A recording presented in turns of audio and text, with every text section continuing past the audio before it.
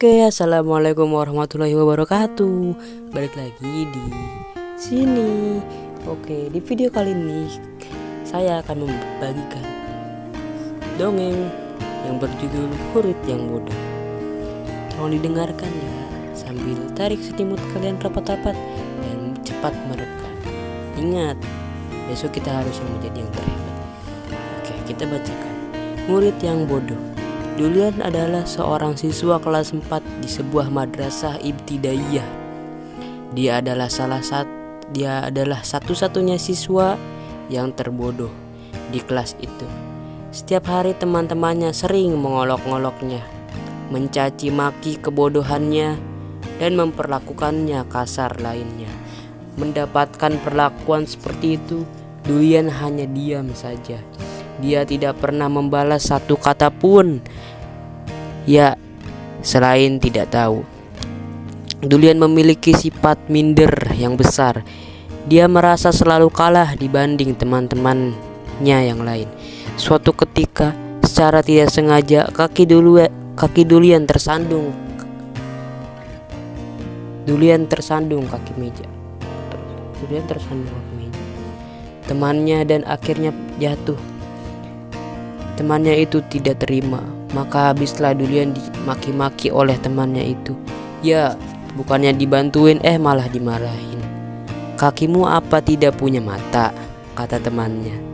Lihat di meja sebesar ini, masa gak kelihatan? Maaf, hanya kata itu yang terlontar dari mulut Dulian. Tendang, kata temannya itu lagi. Kemudian Dulian mencoba membenarkan posisi meja itu, tetapi temannya tidak berkenan mejanya dibenarkan posisinya oleh Dulian. Gak usah, biar aku benerin sendiri. Emang kamu tahu posisi tadi seperti apa?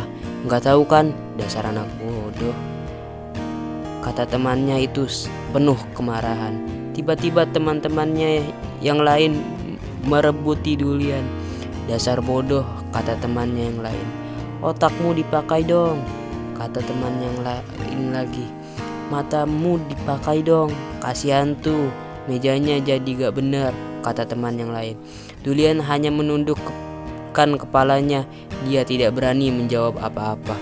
Dia juga tidak berani pergi kemana-mana, hanya berdiri di situ, pasrah dengan apapun yang akan terjadi. Dulian benar-benar dikeroyok teman satu kelasnya. Anak-anak itu seakan tidak pernah menaruh belas kasih kepada Dulian yang sudah sangat kecapean mendengar omelan mereka. Sebenarnya bukan hanya omelan, mereka juga melakukan tindakan fisik. Ada yang mendorong, ada yang memencet-mencet mata, ada yang menyorong-nyorongkan kepala, ada pula yang bahkan sampai mau memukuli Dulian. Udah salah satu gitu malah diam. Aku pukul kamu baru tahu rasa, kata teman yang lain mengancam sambil mengangkat tangannya yang terkepal. Dulian memiringkan kepala sambil mengejamkan mata.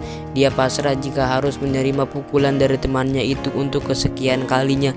Ayo ngomong, kata teman itu sambil mendorong pundak Dulian. Kalau nggak ngomong beneran aku pukul loh. Dulian tidak berani bilang apa-apa. Posisi kepalanya sama miring dan matanya terpejam pasrah. Teman-temannya yang lain menyorak, udah pukul aja, pukul. Ada apa ini? Tiba-tiba suara yang membuyarkan gerombolan yang sedang mengeroyok Dulian. Dulian sendiri masih berdiri di tempat semula, tidak berani kemana-mana. Ternyata yang bersuara itu Farid, seorang guru bahasa Arab pengganti. Dia baru 1 bulan ini mengganti posisi Pak Anwar yang sedang sakit selama 1 semester ke depan. Ada apa? Tanya Pak Farid. Semua murid diam, tidak ada yang menjawab.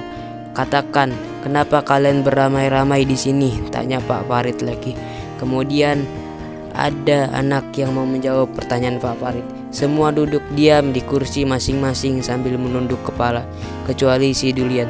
Dia masih berdiri memiringkan kepala dengan mata terpejam pasrah. Kamu kenapa berdiri di sini? Anu Pak, jawab Dulian gugup. Duduk di sana, perintah Pak Farid. Dulian segera pergi ke tempat duduknya di deretan paling belakang.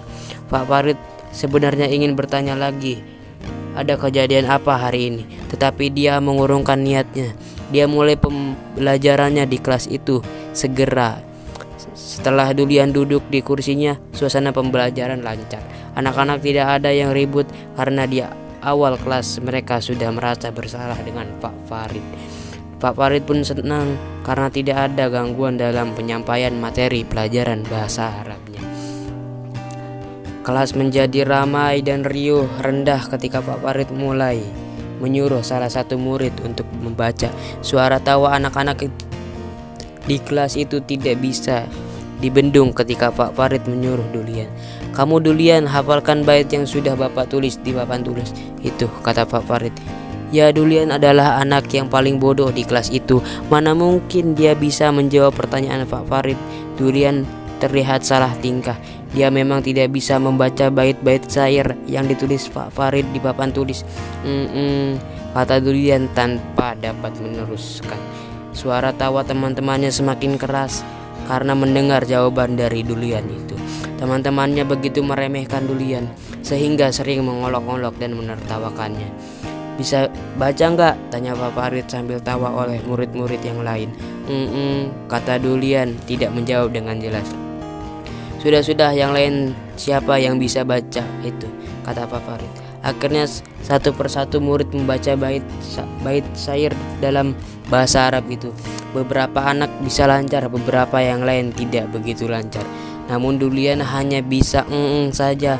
Seusai pelajaran dan waktu pulang sudah tiba, Pak Farid memanggil muridnya yang dianggap bodoh itu. Murid-murid yang lain disuruh pulang terlebih dahulu. Dulian, kamu jangan pulang dulu. Yang lain boleh pulang, kata Pak Farid. Murid-murid bersorak gembira. Mereka yakin Dulian akan dihukum oleh Pak Farid yang agak galak itu. Sementara itu Dulian masih duduk di kursinya sambil menunduk kepala. Setelah kelas sepi ditinggal Pak Farid dan Dulian, Pak Farid memanggil Dulian. Dulian, kesini, perintah Pak Syarif. Kemudian menundukkan kepala, Dulian menuju meja Pak Syarif. Hafalkan baik-baik bait syair yang ada di kertas ini, kata Pak Farid sambil menyerahkan secarik kertas.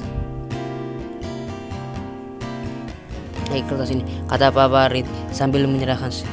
Harus hafal betul-betul ya. Ingat, jangan kamu beritahu teman-temanmu siapapun. Dulian mengangguk patuh. Seminggu kemudian Pak Farid menyampaikan pelajaran baru di kelas itu. Dia menulis syair di papan tulis. Pak Farid menerangkan maksud dari syair itu dan membaca berulang-ulang. Nah, sekarang siapa yang hafal bait syair ini?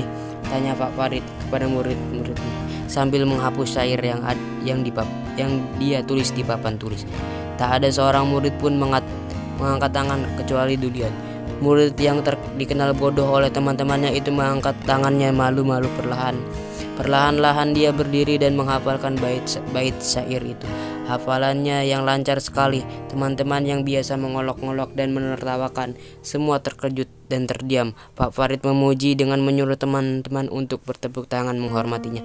Bagus sekali Dulian. Ayo anak-anak, beri Dulian tepuk tangan karena dia sudah bisa menghafalkan bait syair-syair itu, kata Pak Farid memerintah muridnya yang lain. Begitu yang dilakukan Pak Farid kepada Dulian. Pada setiap pertemuan berulang kali Pak Farid memberikan kertas hafalan kepada Dulian yang bodoh itu. Perlahan-lahan tertawaan dan cemohan teman-teman Dulian semakin menipis. Kini cemoh, makian, dan segala macam tindakan kasar dari teman-temannya itu berubah menjadi kekaguman pada diri Dulian. Tindakan Pak Farid dengan memberi catatan hafalan kepada Dulian memang telah mendorong perubahan besar pada jiwa Dulian. Dia mulai percaya diri dan meyakinkan bahwa dirinya tidaklah bodoh. Dulian merasa mampu untuk bersaing dengan teman-teman yang lain. Perubahan ini mendorong Dulian untuk terus bersemangat dan sungguh-sungguh belajar di semua mata pelajaran kelas 4 Madrasah Ibtidaiyah itu. Ketika ujian nasional untuk menyelesaikan pembelajaran di Madrasah Ibtidaiyah itu, Dulian berhasil mencapai nilai terbaik pada setiap mata pelajaran. Ya, dia mendapatkan nilai yang sangat memuaskan dan membuat kagum semua orang. Ya, kita tahu bahwa ada dua jenis orang di dunia ini. Orang jenis yang pertama adalah orang yang mau membuka jalan kebaikan dan menutup jalan keburukan.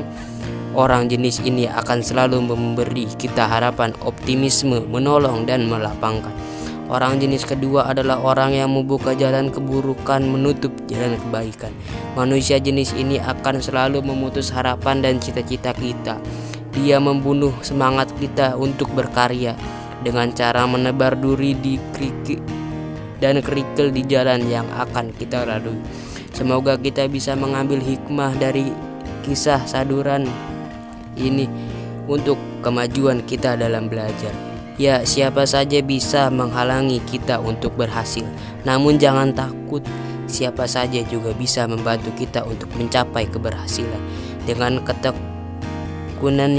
ketekunan dan tekad yang kuat, kita berhasil. Hanya selangkah lagi untuk kita capai. Oke, itu saja. Wassalamualaikum warahmatullahi wabarakatuh.